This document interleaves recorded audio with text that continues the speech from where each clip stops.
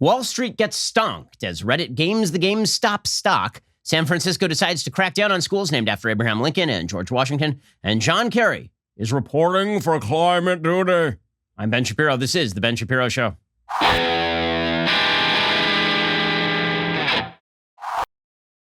The Ben Shapiro Show is sponsored by ExpressVPN. For peace of mind, whenever you go online, visit expressvpn.com/Ben. We'll get to all the news in one moment. First, got to remind you, I just said it. You need to get ExpressVPN. Why? Well, big tech is not going to protect you. Okay, the reality is that your information is being used by big tech in order to monetize their platforms. They're then using those platforms to shut down perspectives that you like and to censor people that you want to hear from. So why exactly should you contribute your information to them so they can make money off of you? Well, you can prevent all of that just by using ExpressVPN. Did you believe a VPN isn't for you because you can use the internet just fine without one? Well, anytime you go online, your ISP can see every site you're visiting. Are you confused about how it works? ExpressVPN is an app for computers and smartphones. It encrypts your network data and reroutes it through a secure server. That means you can use the internet more anonymously without having your activity tracked. Do you think VPNs are complex? Only for tech experts? Take it from me, they are not. With ExpressVPN, you launch the app and tap just one button to protect yourself. It really is that simple. I trust ExpressVPN to protect my online data because they're rated #1 by CNET and Wired. They stand for my values as well. Take back your privacy. At expressvpn.com/Ben, get 3 extra months for free on a 1-year package. Again, that's expressvpn.com/Ben to get 3 extra months for free. Visit expressvpn.com/Ben right now. Alrighty, so the big news of the day is that essentially a bunch of memesters just took down half of Wall Street. Okay, so a couple things just to start off. One, it can be hilarious and also not good for society, right? These two things can be true at once. It is hilarious when your high school fellows TP your high school gym teacher's house. Like, that's really, really funny. Okay, also, not a wonderful thing to do. It doesn't provide a lot of social value. So a lot of people today I'm seeing are cheering this. Oh, look, they're taking down the hedge fund bros. Those hedge fund bros deserve it because of what they've been doing with their short selling. Okay, so let me first explain what is happening. I'm going to give you the story. Then I'm going to explain exactly how all of this works. And I'm also going to explain what a stock market is for, because I think there is a fundamental disconnect between what people think the stock market is there to do, and therefore what people do when they trade in the stock market, and what the stock market actually accomplishes and why it provides its social good. The underlying theme that a lot of people seem to be carrying forth today is that people who trade in the stock market, people who are day traders, hedge fund guys, the investment bankers, right? All those guys are bad people. They are bad people because they are quote unquote speculators. They're not adding value to the system. This seems to be the idea that undergirds all of the animus that is leading people to cheer wildly for what all of these Reddit folks are now doing with regard to the GameStop stock. But here's what you need to keep in mind when it comes to the stock market. Just like any other market, people who work in a market do so to make money. But because free markets also provide social value in that transactions generally provide a value to both sides and also provide other information to the more general society. Okay, that is what folks in the stock market are doing. Every time you go to the supermarket and you buy an apple, a couple of things are happening. 1, you're getting an apple. 2, the grocery store is getting the price of the apple. And 3, you are impacting the overall price of the price of apples generally, right? So if a lot of people rush to the Apple store or to the supermarket and they all buy apples at the same time, the price of apples is going to skyrocket.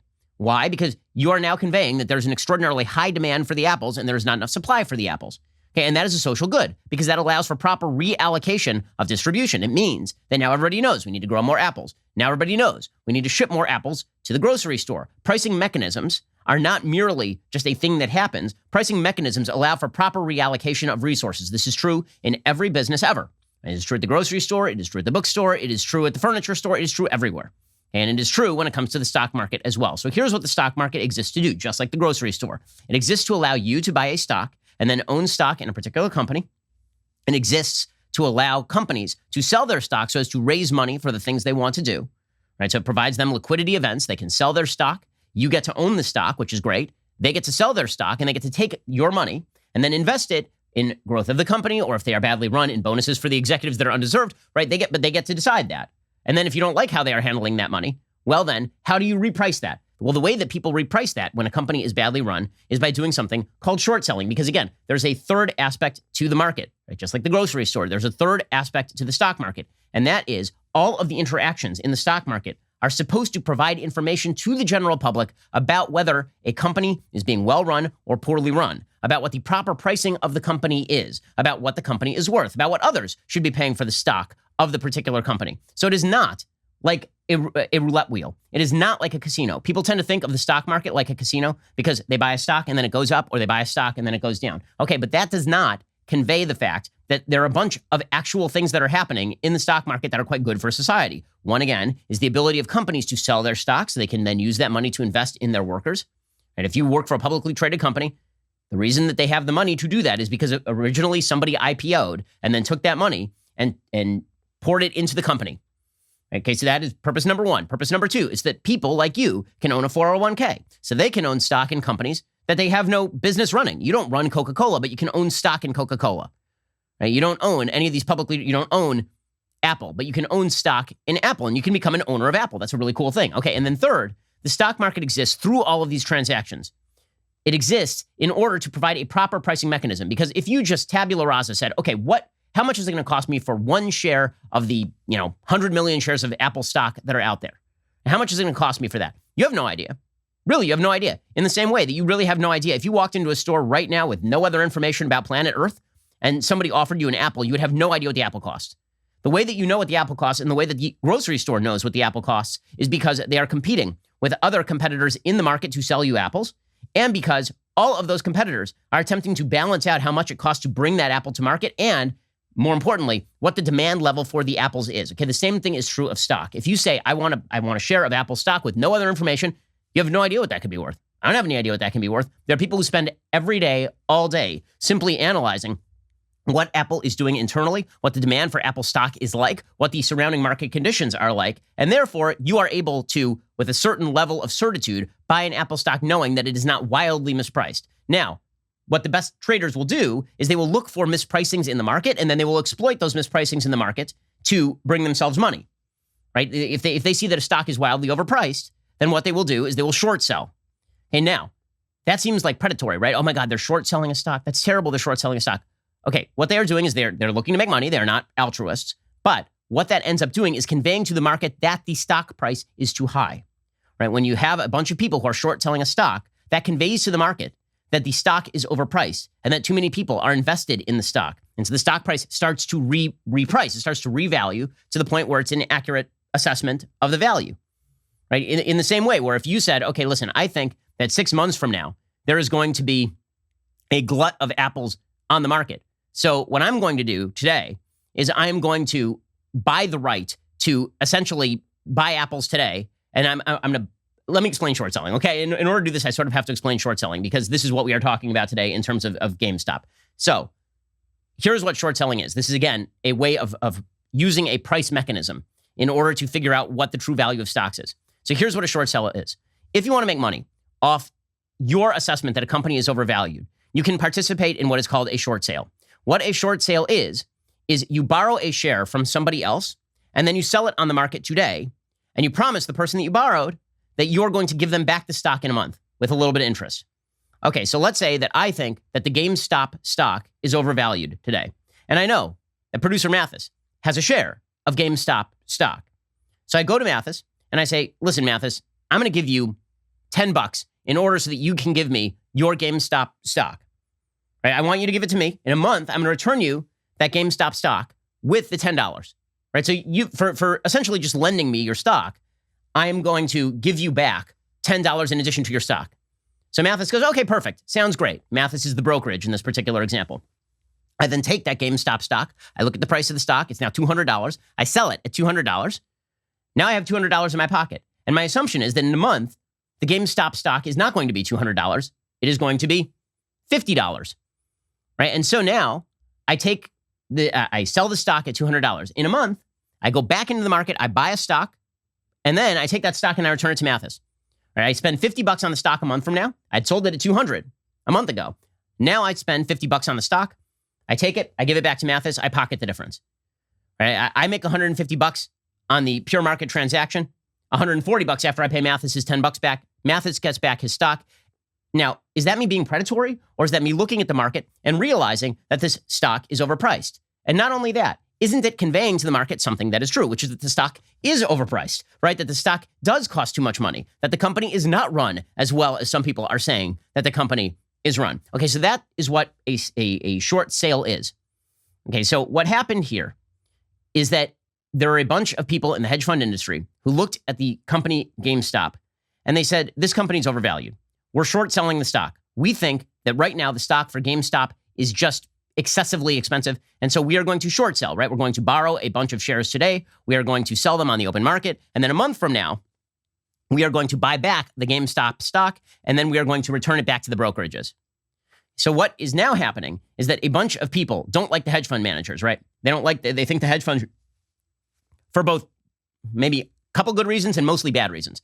There are a couple reasons why people don't like the hedge fund managers. One is there's a broad overall feeling that motivated both the Tea Party and Occupy Wall Street back in the early 2010s.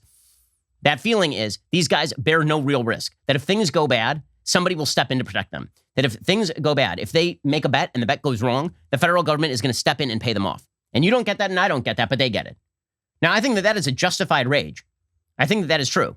Okay, there's something else that is happening too. People are looking at the current economy and they're looking at the stock market and they're saying, I don't understand why a bunch of people are making money off the stock market, even though the economy is in the doldrums. And right now, there are a bajillion people out of work, but these hedge fund guys are just making a fortune in the stock market. Why are they allowed to do that? So some of this is just pure jealousy. Some of this is, why are these guys so disconnected from the real economy? And the answer is, they are not disconnected from the real economy.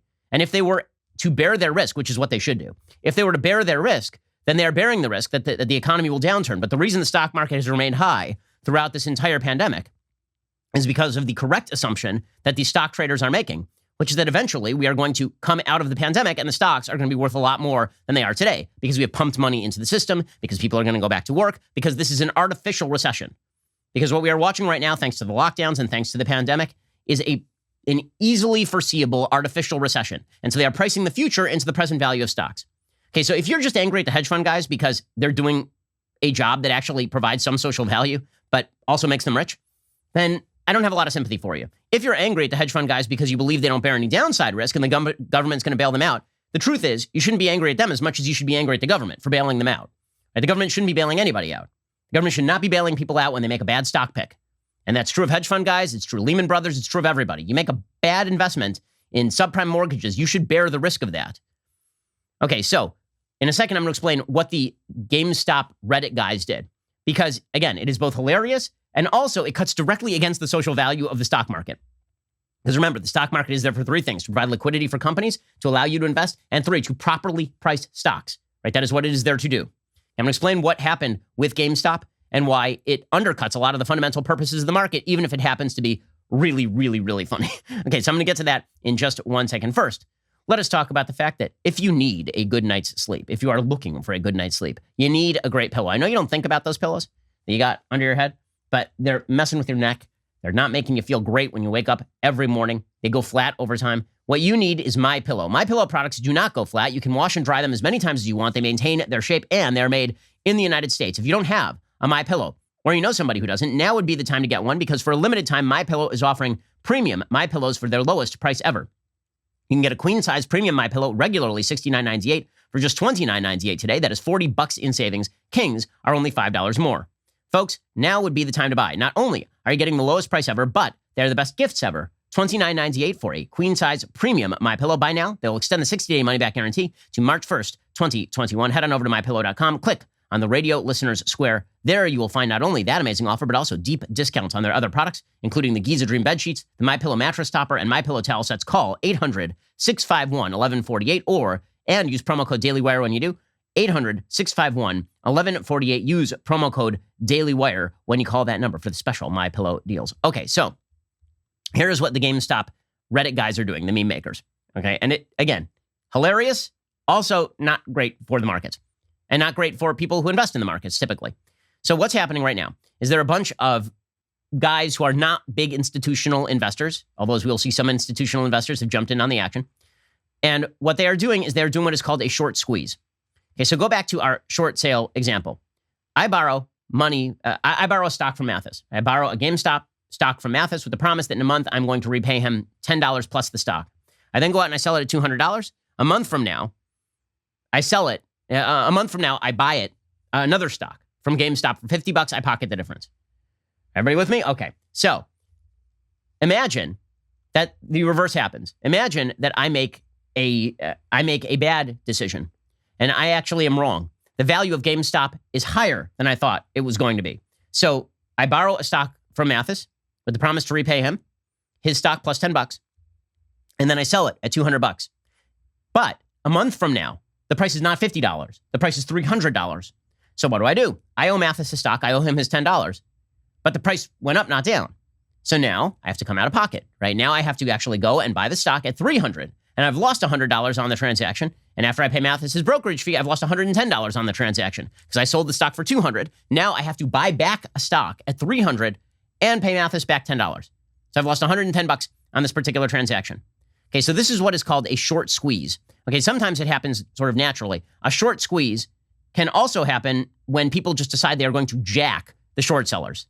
Now, the way that you do this is you artificially boost the price of the stock, right? You get the price of the stock up to 300, even though the stock really should be down at 50. And that is what is happening right now.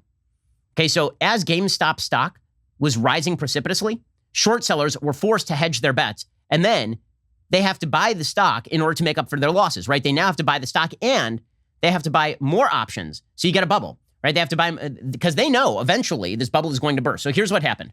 All of these guys on Reddit decided we are going to just F with the GameStop short sellers. We're going to F with the hedge funds. And what we're going to do is we are all going to buy GameStop stock all at once. And this led to some actual kind of stock market hilarity in the sense that GameStop is not a particularly profitable corporation. GameStop became one of the most expensive corporations on planet Earth. Like, it was worth more than Tesla. Okay, like, that's absurd. It's absurd on its face. According to the Wall Street Journal, here's how they report this. The power dynamics are shifting on Wall Street. Individual investors are winning big, at least for now, and relishing it. An eye-popping rally in shares of companies that were once left for dead, including GameStop, AMC Entertainment, and BlackBerry Ltd., has upended the natural order between hedge funds investors and those trying their hand at trading from their sofas.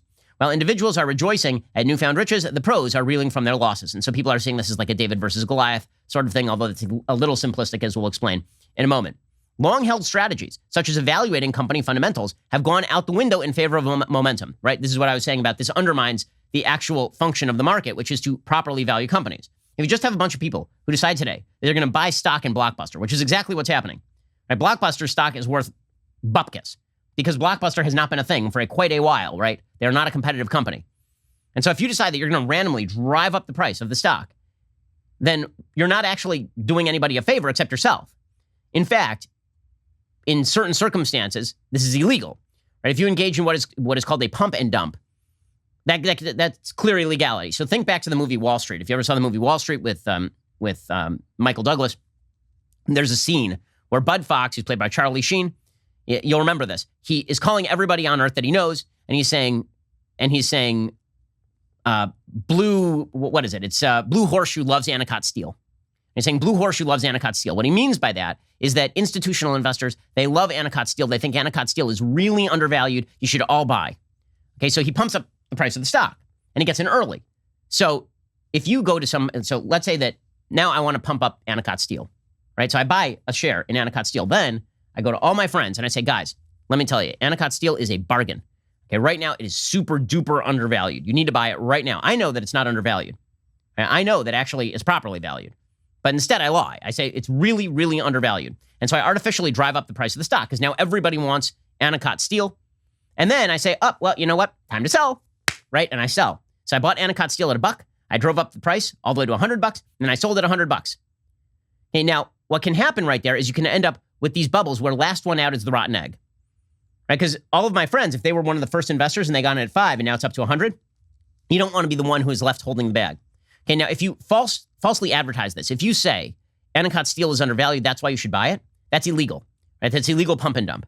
If, however, you don't do that, and this is what the Reddit guys were doing, they weren't saying GameStop was undervalued when they did this, when they artificially drove up the price of the stock. They didn't say GameStop is undervalued.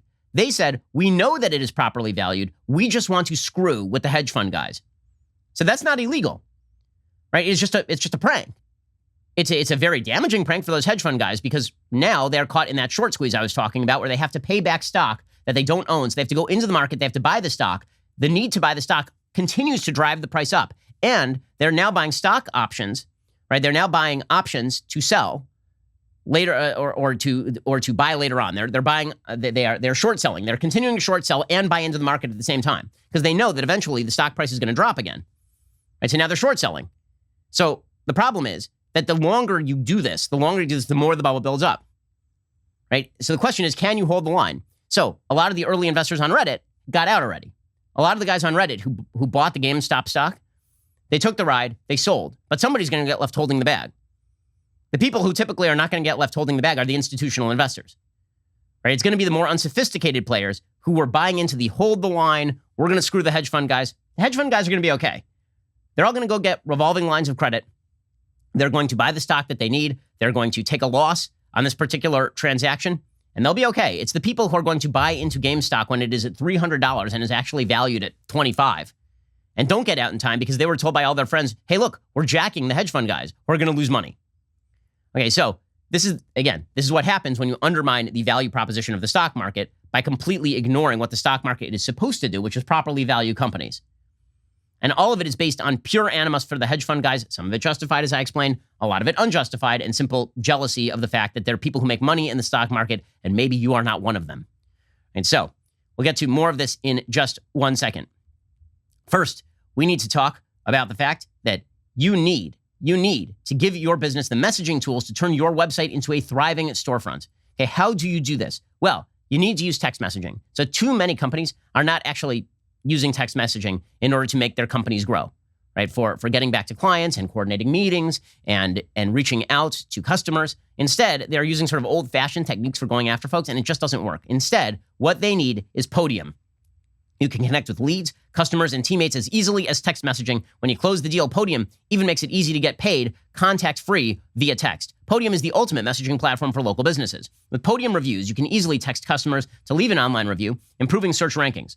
Podium Web Chat lets website visitors text with your team right from your homepage. You can meet with customers from anywhere. With Podium Video Chat, get paid fast with text over Podium payments. Podium Inbox brings it all together. You can keep the leads warm. You can respond to feedback all in one place. It makes business way, way easier and way more profitable. RPM Alamo increased business by 20%. The Bridal Collection processed over $200,000 in no-contact payments. Find out how Podium can help your business reach more customers. Get started free today at podium.com/Shapiro. Great way to grow your business. That is podium.com/Shapiro. If you're not using text in order to reach your customers, you're doing it wrong. Go check out podium.com/Shapiro and make your business more efficient. Okay, so the Wall Street Journal says, long-held strategies such as evaluating company fundamentals have gone out the window in favor of momentum.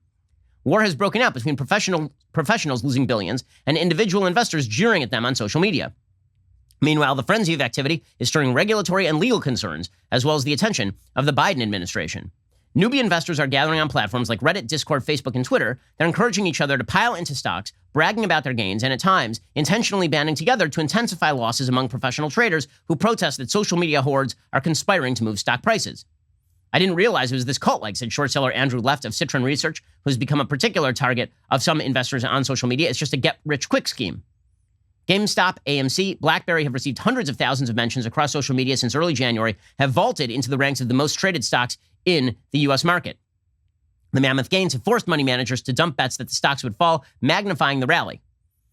Right, so that means that they have to buy the stock in order to pay back the short selling they were doing. Bearish investors who took short positions have lost $23.6 billion this year through the close of trading Wednesday on GameStop alone, according to S3 Partners, including $14.3 billion on Wednesday when the stock price jumped 135%. That was the largest percentage increase in history to a record of $347.51. On Wednesday, GameStop shares hit a high of $380, briefly giving the video game retailer a market value of $26.5 billion, more than that of Delta. So all of this is absurd, right? On its face, it's absurd. The question is whether this is, the people who are striking back at the bad guys, or whether they're actually just sort of gaming the market for fun and giggles and to make a little bit of extra money. So the line that I've seen is they're just doing what the hedge fund guys are doing. Well, first of all, if the hedge fund guys banded together to pump and dump a stock, kind of illegal. So not quite the same. Now, if the hedge fund guys got together and they're like, you know what? We're just going to tell all our investors that the stock isn't worth what we think, what we're about to do. We're just going to make a gamble that we can create a momentum play. And we're going to be perfectly obvious about that. That's not illegal. Everybody is caveat emptor, buyer beware. Okay, but the sort of enthusiasm that we're seeing for this, I think a lot of this is just a certain class-based enthusiasm, which is the hedge fund guys are jerks. And I know a lot of hedge fund guys. Some guys are real jerks. Some guys are not, just like every other industry. Okay, but again, there is a lot of enthusiasm for what's going on right now because it's sort of like the little guy is screwing the big guy. Well, some of those guys are little guys. Some of those guys are, in fact, not little guys, and this is worth pointing out. Okay, the reality is that, according to Bloomberg, there are a bunch of institutional investors who are making bank off this sort of thing. Right? It is not just little guys who are making money off of this. Right? Wang Jianlin is up $773 million. That guy's an institutional investor as AMC Entertainment spikes. Soaring shares have added $185 million of worth to the CEO of Tootsie Roll's fortune because people have been buying up the stock of Tootsie Roll. Okay, so it is not merely the little guy who's making a bunch of money. And by the way, it's going to be the little guy who gets screwed. Yes, there are a bunch of hedge fund billionaires who are going to get screwed. And okay, right, they took a risk and then they got jacked by a bunch of people who are basically pranking them for money. But that's, risk reward calculations don't always go right. It's not illegal what these folks are doing. And it can be kind of funny. With that said, the people who are going to get left holding the bag in the main are going to be unsophisticated, non-institutional investors who end up holding the stock too long and then ending up eating the loss is basically what's going to end up happening here. Right? Wang, the founder of closely held conglomerate Adalian Wanda Group, now owns a stake worth about $1 billion in AMC, which climbed to almost $20 in New York trading, the most since October of 2018. And so there are a lot of people who are big players who are making a lot of money off of this. Okay, but again, the underlying idea here is that the stock market is kind of bad, or that hedge fund guys are doing something deeply immoral when they short sell. I don't buy either of those things. I think there are people who do immoral things in every market. I think that is true in virtually every market, but it is worth noting hedge fund guys are generally competing against one another. If they think that somebody is undervaluing a stock, then they will go after those people. These folks are sharks. The hedge fund guys are sharks. Okay, so here is CNBC guest Chamath Palihapitiya. I'm screwing up his name. Chamath Palihapitiya. Okay, he's the Social Capital CEO, and he was going off on CNBC saying that, anybody who's upset about this in the Wall Street world is basically just crapping on the little guy. Well, no, I think that what the little guy is doing here is perfectly legal. I don't think that it is particularly good for the broader social implications of the market, right? It just reinforces the idea that the market is a casino, which the market is not and should not be. But here he is defending what is going on with GameStop right now. I'm not saying they shouldn't be able to participate. You're saying they should participate on your terms. No. On Wall Street's terms. No. In a way where they get when Wall Street can have the best of it, they can maybe participate on the side. But then when Wall Street gets the worst of it, their parents, their relatives will just come and bail them out. So if you want to fix it, I think you got to go and ask for the same transparency, because you can't all of a sudden have your cake and eat it too. Let's have hedge funds operate in the shadows, but let's then basically lambast Wall Street bets because they actually have the courage to write their stuff down publicly where anybody can see it. Okay, so his call is for the hedge fund guys to be transparent about why they are investing the way they're investing. And honestly, I don't think that that's a bad idea. I think that's totally fine. But I will note that typically the market is not, this is a perfect example of a stock just being wildly overpriced. And they're now doing it stock by stock. They're just going to every stock that is being short sold because these stocks are overvalued because the companies are not doing well. And they're now pumping those up and then dumping them. That's essentially what they are doing. Okay, so the response is also bad because everything is bad. So the response has been to ban the Reddit Wall Street Bets server for at least a little while. Discord banned the Reddit Wall Street Bets server. The company confirmed to The Verge. Reddit's Wall Street Bets subreddit is the driver of an unprecedented rally of GameStop stock and has received a great deal of attention in the press as the stock continues to soar. Now, Discord says it didn't ban the server for financial fraud. Instead, it was banned because it continued to allow, quote, hateful and discriminatory content after repeated warnings. Yeah, that's bullcrap. That is not true. Okay, so what happened here is that all these companies, these hedge funds, and the government probably went to Discord and said, these people are manipulating stock prices. I want you to take it down, even though it's not technically illegal. Okay, so this actually looks a lot more like what the government and what the media and what institutional players have been doing with social media, right? Where they say, we don't like a particular point of view. We know that it's not illegal, but we want you to take it down. It's sort of like what all of these major institutional government players said to Amazon Web Services to have them take down Parler. That's what this sort of looks like, right? Is we don't like the Wall Street Bets subreddit, so take it down because it's doing us damage, and then pretend that it's on the basis of hateful content. That's nonsense. It's not true. Okay, because how about the timing? Was there not hateful content a week ago or 2 weeks ago? I'm sure there was. And so the timing is that people got upset, and then they're like, okay, we're going to ban this thing. Now that is a real violation of rights. Okay, I don't have to love what the Wall Street Bets guys are doing right now. Again, I don't. I think that they are undercutting one of the fundamental tenets of the market, which is that you are attempting to properly price stock. With that said, I think taking down the ability of people to talk about stock in ways that you don't like is deeply violative of basic First Amendment concepts. That's a private company. Again, it can do it. But a First Amendment culture does not go along with this sort of thing, and it just demonstrates where the institutions of power truly lie, right? Which is not with the people. It is not with individuals. And that merely reinforces the feeling that the hedge fund guys have disproportionate influence over what is happening in our financial world.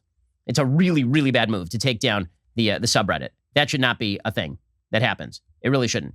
Now, with that said, if you are cheering this on mainly because you don't like hedge fund guys and because they have slick back hair and because they're rich and drive fancy cars, let me suggest to you that you actually have to find the bad thing that they have done in order to dislike them. Otherwise, it's just pure jealousy. If they're taking bailouts, that is a reason to dislike them. If they are actively engaging in misinformation campaigns directed at companies, that is a reason to dislike them. If they are gaming the market, that's a reason to dislike them. If they're just engaging in short selling because they believe that a company is overvalued, and if their competitors are doing the same, that's not doing something wrong. I don't think that the Reddit guys are, I think the Reddit guys, the only thing they're doing wrong here is that I think that the motivations here are pretty much revenge and an open acknowledgement that they are not really interested in providing any service to the market other than a sort of pump and dump. Me and my friends are going to get rich and the Wall Street bros are going to pay. Again, can be hilarious, just like your high school teacher getting TP'd. But that does not mean that it is providing a giant social service or that we should all be cheering on this sort of thing as a matter of routine because the stock market is bad. Like, really, what's the alternative? The alternative is that we have people who are wildly overvaluing stock, who are simply playing the pump and dump game. And then, why would anybody trade in the stock market? Right? Then it deprives people of liquidity. It deprives people of solidity in their 401ks. There are real consequences to treating the stock market like a casino. The dirty secret of the stock market is that it is not a casino. Okay, and that most people who are engaged in the stock market, including institutional investors, are not playing it like a casino. I know that the popular view of the stock market, once again, is that it is a casino and that there are winners and there are losers, and it's just people betting. That is not what it is. It is a market. It is called the market, just like your grocery store, just like your bookstore, just like any other market. And just because people get disproportionately rich off of that does not mean that they're not providing an ancillary social value. They are, in fact. This does not provide ancillary social value, what is happening right now. It doesn't. It provides hilarity. So if hilarity is an ancillary social value, it is really funny. You have people who are now controlling the stock market who are posting memes of Aragorn telling people to hold the line. Like that's kind of funny. They basically have a bunch of jokesters who are now controlling wide swaths of the economy. It's funny until it's not funny. It's funny until it comes time for you to invest your actual salary in the stock market and you look around and go, can I even buy into Apple knowing that these people could jack the stock tomorrow? Like just for the bleeps and giggles of it. Probably it's not good precedent. So all the people who are cheering today, again, if you want to direct your ire against the government, please do it. I'm with you. None of the people on Wall Street should currently be bailed out. Even though they're getting jacked right now, they should not be bailed out. The government should not be intervening right now. The government should never have intervened with regard to bailing out the stock market. But that's ire that should be directed at the government, which is answerable to you. The sort of punishment of private industry for engaging in what it is they do is, I think, a bad precedent. And I know this is an unpopular view, but again, if you believe that a stock market should exist and that it provides social value, then you have to explain why what's going on today is providing consummate social value. Okay, now, in a second, we're going to get to the continuation of the destruction of public education in the United States. First, let us talk about the fact that if you got a medical issue and you got to get it solved, why would you wait around on it? With Roman, you get a free online evaluation and ongoing care for erectile dysfunction, all from the comfort and privacy of your home. A healthcare professional will work with you to find the best treatment plan. If medication is appropriate, Roman then ships it to you with free 2-day shipping. The whole process is straightforward, simple, and discreet. Getting started is simple. Just go to GetRoman.com/Ben. Complete an online visit. Erectile dysfunction used to be tough to tackle. Now there is Roman. Complete an online visit today to connect with a healthcare professional and take care of it. Go to GetRoman.com/Ben today. If you are approved, you get $15 off that first order of ED treatment. Again, that's GetRoman.com/Ben. GetRoman.com/Ben. A lot of folks, if they have an embarrassing medical issue, they sort of wait on it, hope that it goes away. Why would you waste your life waiting on a medical problem that you could get solved today, quickly, easily, discreetly, and inexpensively? Go to GetRoman.com/Ben today. Again, GetRoman.com/Ben. And if you are approved, you get $15 off your first order of ED treatment. GetRoman.com/Ben. Okay, in just a second, we'll get to the continuation of the undermining of American education and also to Joe Biden and company who are who are now sounding off on the GameStop situation. And their response is just as stupid and hilarious as you would expect it would be. We'll get to that in a moment. First, Daily Wire, we are fighting in the culture. What that means is that we are getting involved in the entertainment industry. We released our first film, Run, Hide, Fight, exclusively for Daily Wire members. You can catch it over at dailywire.com, on our mobile app, on our streaming apps at Apple TV and Roku. If you're not a Daily Wire member yet, use promo code RHF to get 25% off. That is RHF Run, Hide, Fight for 25% off. You'll notice that there's a vast gap on Rotten Tomatoes between the critics who said that the subject matter was distasteful and our audiences who loved it. That's the kind of stuff we're probably going to make. We're going to make stuff that the woke don't love, but you do. You can catch it over on dailywire.com, on our mobile app, on our streaming apps at Apple TV and Roku. If you're not a Daily Wire member yet, use promo code RHF Run, Hide, Fight to get 25% off. That is RHF for 25% off. You're listening to the largest, fastest growing conservative radio show and podcast in the nation. So, quick note, final sort of referendum on the GameStop thing. So today on Twitter, Eat the Rich is trending. It's pretty obvious what exactly a lot of this GameStop stuff is about, and the sort of populace on both sides cheering it because they don't like the stock market generally. It's a weird take, and I'm wondering exactly how you are adding social value. Again, this is it's very foolish. And again, the solution is not going to be the government. Naturally, the Biden administration has the best possible response. So Jen Psaki, the brand new and not very good White House press secretary for the Biden administration, was asked about GameStop. Her response was one of the dumbest responses I've ever heard to a thing. Here she was. She was asked, remember, the question was, what do you guys think about the GameStop thing? And what are you going to do about the fact that people are artificially boosting the prices of particular stocks in order to pump and dump them effectively? What are you going to do about that? And here was Jen Psaki's answer. Is the White House concerned about the stock market activity we're seeing around GameStop and now with some other stocks as well, including the subsidiary or whatever, the company that was Blockbuster? And have there been any conversations with the SEC about how to proceed? Well, I'm also happy to repeat that we have the first female Treasury Secretary and a team that's surrounding her, and often questions about market we'll send to them. Oh, well, I mean, now that we know that the Treasury Secretary has a vagina, I guess that solves all the problems. Well done there. Remember, the question was, what are you going to do about the GameStop thing? And she's like, well, our Treasury Secretary is biologically a woman. Well, I guess problem solved then, gang. Geniuses in charge. Always the genius. This is why the government actually should not get involved. Let it play out. Let it play out. People are going to learn their lesson when they hold on to the stock too long. And the only people who got rich were the Reddit people who were manipulating the market at the very beginning. Right, when the blue horseshoe buying Anacott steel guys at the very beginning, those are the ones who end up making all the money. Okay, meanwhile, our education system is just in tatters. Okay, let's just be real about this. Our public education system sucks. It is not good. The latest indicator that our public education system sucks is on Tuesday night. The San Francisco School Board voted to accept the recommendations of a renaming committee. This is according to Emily Zanotti at Daily Wire. They voted to officially rename 44 public schools in San Francisco, bearing the names of controversial historical figures.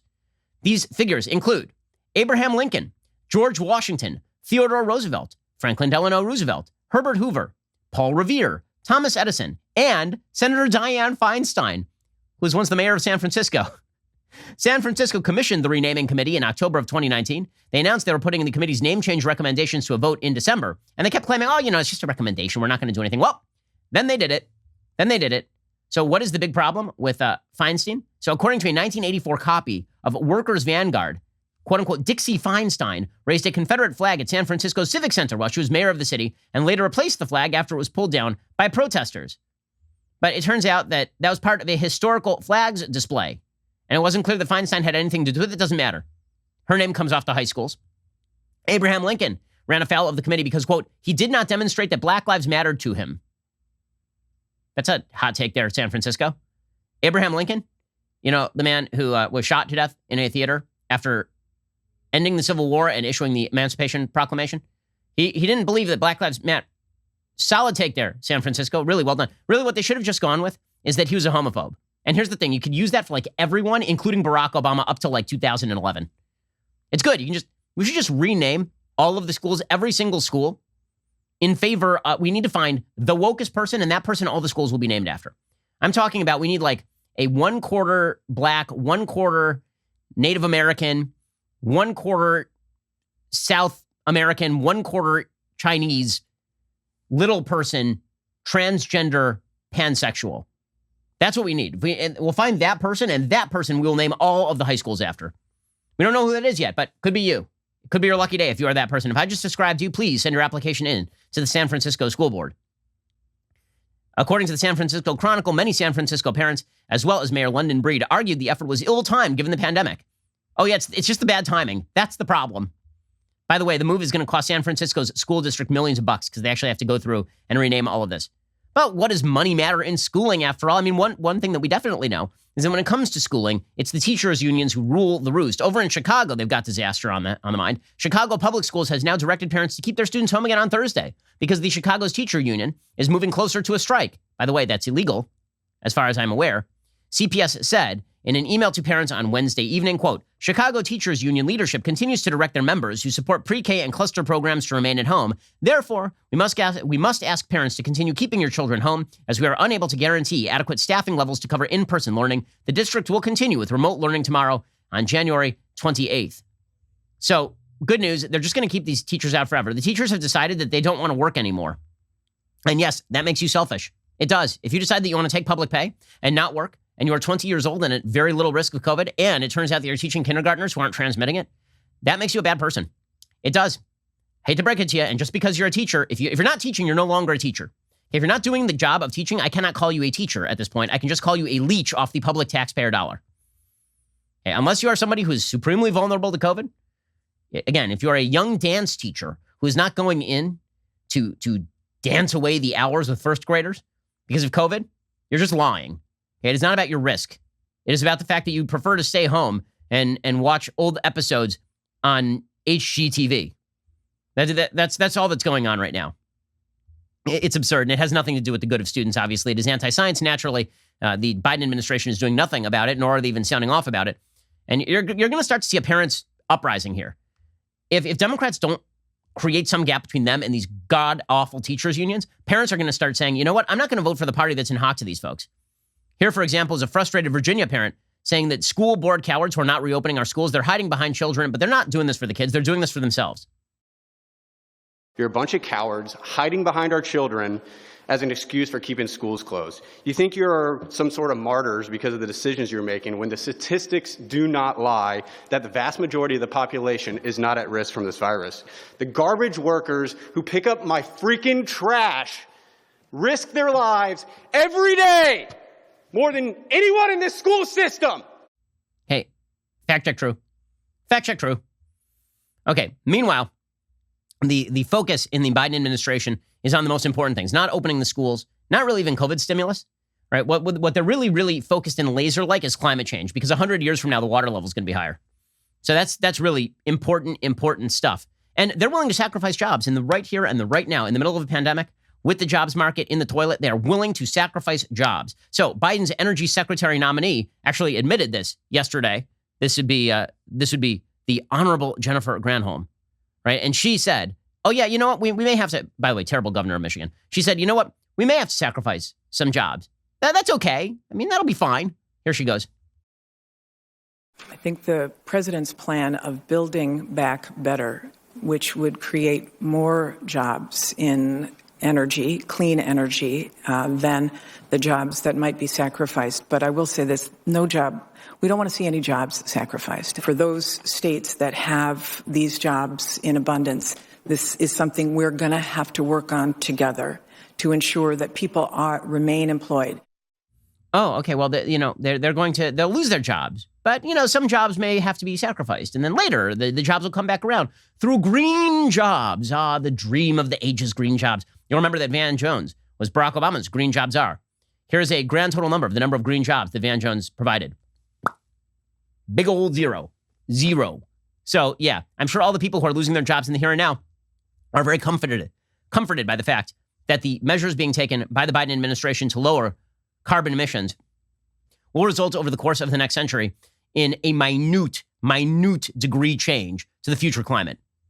By the way, if we abided by like the entire Paris Agreement in the here and now, the amount of climate change that we would avert in the United States, just by the U.S. abiding by it, is like 0.1 degrees Celsius over the course of the next century. Sounds like a fantastic deal for people who are going to lose their jobs right now and become government dependents. Sounds awesome. You know who is very blithe about this, though, is the new climate czar. He's the climate czar, John Kerry. So, you'll remember John Kerry from such things as, I ran for president in 2004 and got shellacked by George W. Bush, and I was a garbage Secretary of State during the Obama administration. Now, he is back and starring in his greatest role, elitist, sneering at people who didn't marry wealthy. This is his best role. So, here is John Kerry yesterday. He said, you know, if you lose your job in the gas industry, maybe you can marry a ketchup heiress. Yes! Here's John Kerry. You know, you look at the consequences of black lung for a miner, for instance, and measure that against the fastest growing job in the United States before COVID was solar power technician. The same people can do those jobs, but the choice of doing the solar power one now is a better choice. So what President Biden wants to do is make sure those folks have better choices, that they have alternatives, that they can be the people who go to work to make the solar panels. They were making them here at home. Well, not all of us can be windsurfing heiress marriers, John Kerry. Truly amazing, amazing stuff. Okay, so let's talk a little bit about John Kerry. So as I say, John Kerry, right there is a dude who loves him some John Kerry. That dude is wealthy because he married rich. So John Kerry married a ketchup heiress, the Heinz, he married into the Heinz fortune. And then he sits around and does nothing for a living, right? He is just a quote-unquote public servant. He's worth $1 bajillion. He owns a private jet, by the way. He still owns a private jet. While he's telling oil and gas workers, you guys are going to be out of work, maybe you can learn to weld solar panels because, you know, oil, gas, solar panels, the same. All the same. Okay, that is not how jobs work. The idea that you can take a 55-year-old dude who has been working in pipeline manufacturing and simply shift him over to making solar panels, which, by the way, are still some of the most overpriced garbage in the American energy market. And then you are going to somehow create jobs. Oh, well, we've given them more choice, like a choice to be unemployed and then to have a job they don't know how to do. That's fine. I mean, all right. This is basically John Kerry just being here's Herman Munster explaining that, you know, if they lose their jobs, it's not a big deal. And by the way, if they do lose their jobs, it's not because of us. It's not because we are attempting to crack down on fracking or gas and oil exploration. No, it's other market forces who are behind this. We're not. No. There has never been a person more consistently wrong across the scope of his entire life than John Kerry. His record is unblemished at sucking at his job. He comes back from Vietnam. He promptly slanders all the troops in Vietnam as human rights violators on the order of Genghis Khan. Then he runs for Senate. He ends up in the Senate. He spends the next several decades sucking at everything. Then he ends up running in 2004 as the anti-war candidate. He's against the surge. Then he becomes Secretary of State, where he promptly explains that no peace deal will get done in the Middle East unless Israel is forced into concessions to the Iranians and the Palestinians. That was a lie. And now he's back. The beautiful thing about government is you always fail up. You always fail up. So here he was explaining, you know, if people lose their jobs, that's not my fault. Those sounds emerging from his face, which is really, really looking like a mudslide in the Hollywood Hills at this point. I think that unfortunately workers have been fed a false narrative. No surprise, right, for the last few years. They've been fed the notion that somehow dealing with climate is coming at their expense. No, it's not. What's happening to them is happening because of other market forces already taking place.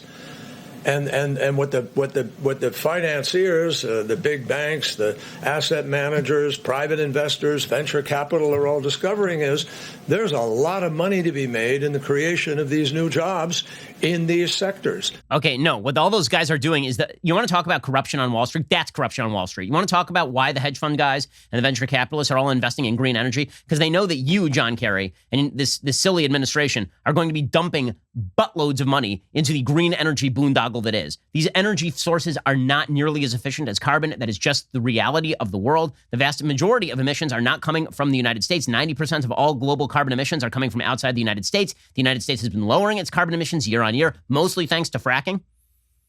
Okay, but again, you want to talk about market manipulation. The government incentivizing people to spend money on stuff that actually is not marketable is definitely market manipulation. But good news. This is where the laser-like focus of the Biden administration is going to be on equity, meaning that we are going to look at group outcome and pervert the notion of individual justice, and climate change so we can use the threat of deep impact or the day after tomorrow in order to essentially restructure the entire world economy. Really, really solid stuff. My favorite is that John Kerry is just delusional. All he does at this point is he just does PR for foreign regimes. So while he was Secretary of State, he was PR agent for Iran. He was going around being like, Iran, they're nice people. Yes. They told us that they would be nice now. And sure, they can use that money for terrorism, but I like them. I'm friends with them. You should be too. So now Kerry's like, you know who's great? China. China's amazing. They signed the Paris Accords. Talk to us, Herman. China was not adverse to working on this with the Obama administration. China was very key to helping to get the Paris Agreement to come together, because the United States and China came together, worked together, put together an opportunity to have a working task force. And then we announced our reductions, and that gave great momentum to the movement of Europe. Okay, and then China, they're gonna help. In 2018, China's carbon emissions were on track to grow at the fastest rate in 6 years. So yeah, we should definitely trust China. China definitely is not a competitor on the world stage, and they definitely won't take advantage of us hampering our own economy in order to just blow out their carbon emissions and take advantage of the vacuum created by our weaker markets. No way. No way. They're good people. John Kerry says so. John Kerry also says that Joe Biden is going to make climate change central to his foreign policy planning. Oh, goody, goody gumdrops. Today, in the order that he will sign, that Gina has described to you, he makes climate central to foreign policy planning, to diplomacy, and to national security preparedness. It creates new platforms to coordinate climate action across the federal agencies and departments, sorely needed. And most importantly, it commissions a national intelligence estimate on the security implications of climate change to give all of us an even deeper understanding of the challenge. This is the first time a president has ever done that. It's amazing. We're going to try and spec out security implications of a warmer climate. It's going to be super accurate. We're great at this. You are not great at this. Meanwhile, the White House climate advisor says that climate change, Gina McCarthy, the national climate advisor, she says that climate change is the most significant public health challenge of our time. Okay, here she is. This order takes historic strides to address environmental injustice. It creates both a White House interagency task force to address environmental justice, as well as an advisory council. It directs the Department of Health and Human Services to create an Office of Climate Change and Health Equity, because, after all, climate change is the most significant public health challenge of our time. Okay, now I feel like I need some dry ramen and just a picture of a COVID virus. That's what I'm going to need right now, right? Okay, so maybe our guys can animate this in. Dry ramen, COVID virus behind it. Okay, like, greatest public health challenge of our time. Is it climate change, meaning the gradual warming of the climate over the next century, most of which is already baked into the cake? Or is it the virus that is going to kill 500,000 Americans over the course of a year? Which one? Let's think. I can't think of any other public health challenges that are on the order of the climate slightly warming year on year over the course of time. I can't think of any. It's amazing. I'm so glad that we are structuring our entire government, our entire executive branch of government, around the lie that America is systemically racist and that what we ought to be pursuing is equal group outcome, and the equally stupid lie that climate change is the greatest challenge facing the United States. It is not the greatest challenge facing the United States. It is a problem that can be dealt with by adaptation over the course of time. The solutions that are currently being proposed by the Biden administration are garbage. They do not make any sense. People who study this issue generally believe that they don't make a lot of sense unless you have a global carbon tax, which is not something that is ever going to happen. You're not going to radically curb carbon emissions globally. And the idea that you can just invest in green energy and this is going to somehow make the innovation better, that if you just dump money into investments in green energy, that this is somehow going to create massively new and wonderful variations on energy production. I'm wondering what the evidence is for that, because we've now dumped billions and billions of dollars into that. I'm not seeing tremendous return on a lot of this stuff. There's a real agenda here, okay? The agenda is twofold. One is there are a bunch of climate change, true sort of religious believers who intend on killing the fossil fuel industry utterly, right? This is like Michael Mann, right? So Michael Mann is a scientist, most famous for the so-called hockey stick graph, very controversial. So Michael Mann, he says, the goal here is we have to stop the fossil fuel industry dead. Now, if Biden had openly campaigned on that, we're stopping fossil fuels, like stopping it dead, which is what so much of his administration would like, would have been a problem for him in Pennsylvania. But here's Michael Mann proposing just that. And of course, we should all do those things that we can do in our everyday lives to decrease our environmental footprint. What we can't allow is for polluting interests, fossil fuel companies and those promoting their agenda to somehow convince us that alone is enough, because then that takes the pressure off of the need for systemic change, for policies like those that Biden is outlining in his plan to accelerate, again, that transition away from our reliance on fossil fuels. Okay, if you have any magical ideas on how we are going to transition the entire globe away from fossil fuels by creating an alternative energy source that is even remotely as efficient as this, love to hear them, especially from you guys in the back who keep saying that you don't want nuclear energy or fracking. Really interested to hear how windmills are going to solve all of our problems. I'm going to put a windmill on my car. Probably the best solution. By the way, he knows that it's a lie, that if you reduce your environmental footprint, you personally, and reduce your environmental footprint, he knows that that's a lie, that that's going to change the climate. It ain't. You digging a well in your backyard ain't going to do a damn thing. It's not. He knows it. You know it. John Kerry knows it. They all know it. Okay, so there's another agenda here too, and that is the broader left-wing agenda, which is we are going to reorganize the entire American economy. So you may have noticed that this is always the conclusion of every statement. Climate change is a grave threat to the United States. Therefore, let us reorganize the entire American economy. Also, racial inequity, a grave threat to America. Solution, let's change over the entire American economy and remold it and remake it. You know what I noticed? I noticed that COVID is a really bad thing. What if we just remade the entire American economy on the back of that? It seems like you have a goal, and everything that is bad in life is then used as a means in order for you to gain that goal. That is what it seems like. So forgive me when I don't trust that you are being straight with the American people on this sort of stuff, members of the Biden administration, because I don't think you are. You know, I've been in rooms with the John Kerry wing of the Democratic Party, and behind closed doors, they acknowledge that everything that I am saying right now is true, that the vast majority of climate change is baked into the cake, that it is largely too late for large-scale mitigation, that adaptation is the proper solution, and that if you are going to actually take measures that are effective, they have to be directed toward developing technologies to, for example, suck climate out of the air or geoengineering, right? There's all sorts of stuff that you could do, right? Building seawalls, there's stuff you could do, but they don't want to do that. What they actually want to do is remake the entire American economy in a more socialistic mold, and this is just the lever of power by which they think they're going to be able to do it. So if they scare the crap out of you, and they keep citing Greta Thunberg, saying that the world is on fire and all of that kind of stuff, then maybe you will allow them to completely remold the American economy in the image that they always wanted to remold it into. Yeah, the answer on that one is no. The new ruling class does not get to do that simply because they are lying to you about the nature of the climate change threat. Again, not saying climate change isn't a problem over the course of the next century. It is.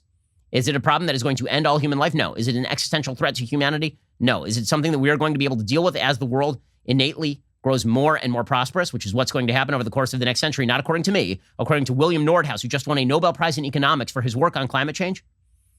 Right, that's what's going to happen.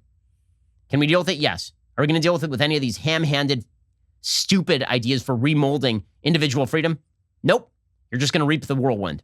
Alrighty, we'll be back here later today with an additional hour of content. In the meantime, go check out the Michael Knowles Show. Michael is talking about the media blaming Trump and quote-unquote white supremacy with what is happening with GameStop stock right now. That episode is available right this moment. I'm Ben Shapiro. This is The Ben Shapiro Show. The Ben Shapiro Show is produced by Colton Haas. Executive producer, Jeremy Boring. Our supervising producers are Mathis Glover and Robert Sterling. Production manager, Pavel Wydowski. Our associate producers are Rebecca Doyle and Savannah Dominguez. The show is edited by Adam Sayevitz. Audio is mixed by Mike Coromina. Hair and makeup is by Fabiola Cristina. Production assistant, Jessica Kranz. The Ben Shapiro Show is a Daily Wire production. Copyright 2021. Internet trolls bankrupt hedge funds for the lols. John Kerry tells fossil fuel workers to learn solar. And most Republicans support Trump in 2024. Check it out on The Michael Knowles Show.